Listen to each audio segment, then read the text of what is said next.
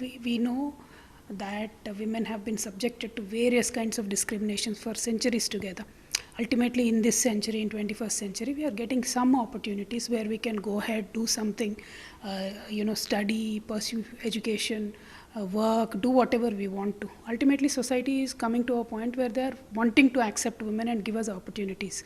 Now, when issues like hijab are politicized, especially in schools and colleges, then the opportunities of these girl children will be very seriously hindered. So my sensitivity to the whole issue is wearing a hijab, not wearing a hijab is a personal choice. As a society, we have no right to interfere in their choice, point one.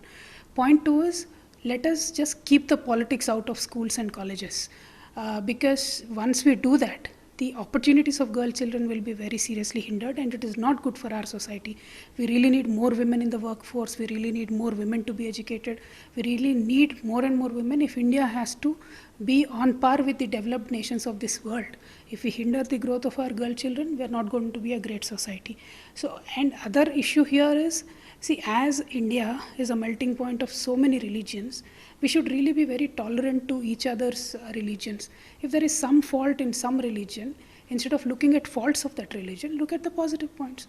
Look at the positive points and let us grow together as a society. See, and especially politicians, I believe our responsibility is to make sure that the religions amalgamate in a very positive way, rather than trying to separate them. There are divisive forces in this country or who are trying to, popularize this particular issue. I request with the girl children especially and their parents that this is a political issue. Please do not take it to heart and make sure that your girls महिलाओं के साथ है, बहुत ही सालों से, centuries से हमारे ऊपर जाती होते हुए आ रहा है। और अभी 21वीं सदी में हम हैं, हमें मौके मिल रहे हैं पढ़ने के लिए, नौकरी करने के लिए, आगे बढ़ने के लिए।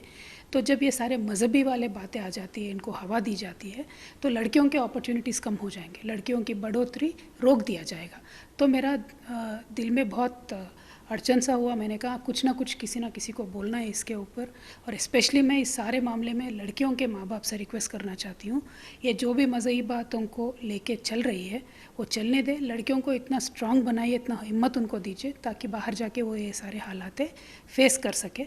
और मेरा रिक्वेस्ट ये भी है, जो इन बातों को हवा दे रहे हैं, ये हिजाब की बात कर रहे हैं, अलग अलग चीज़ों के बारे में बात कर रहे हैं, स्पेशली जो शिक्षा के मंदिर है उनको शिक्षा तक सीमित रखिए।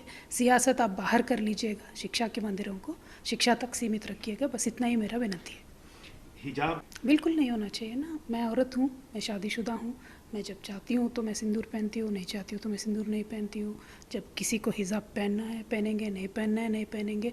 वो अपनी अपनी चॉइस की बात है, वो अपने घर में उनके चॉइस की बात है। लेकिन हमें एज अ सोसाइटी कोई भी हक नहीं बनता उनके अपने मामले में, पर्सनल मामले में दखल देने का। ये मैं मानती हूँ। अगर मुझे कल कोई आके बोलेगा आपका पहनाव ठीक नहीं, ये मत करिए, वो मत करिए, मैं तो बोलूँगी please mind your own business. So that should be what the attitude of the women should be, that should how a society should be. मेरा मानना ये है कि जितने सारे मज़हब इस देश में हैं, इन सबको घुल मिल के एक एनरिचमेंट होना चाहिए सोसाइटी में।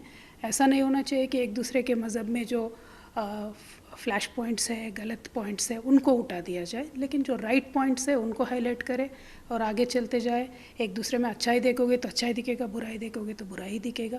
तो मेरा ये रिक्वेस्ट है कि ये जो यंगस्टर्स हैं जो अभी पढ़ रहे हैं, उनके दिल ख़राब करने से आने वाली सारी पीढ़ियाँ ख़राब हो जाएंगी और हमारे देश के डेवलपमेंट में ये सबसे बड़ा अड़चन हो सकता है। तो मेरा रिक्वेस्ट इतना ही है, स्कूल्स और कॉलेज में ये ज़रा फैलाइएगा मत। जो है सियासत का है वो बाहर कर लीजिए, अच्छा है, लेकिन लड़कियों के डेवलपमेंट को रोकने वाली ये बातें, आने वाले पीढ़ियों को मन खराब करने वाली ये बातें नहीं होनी चाहिए।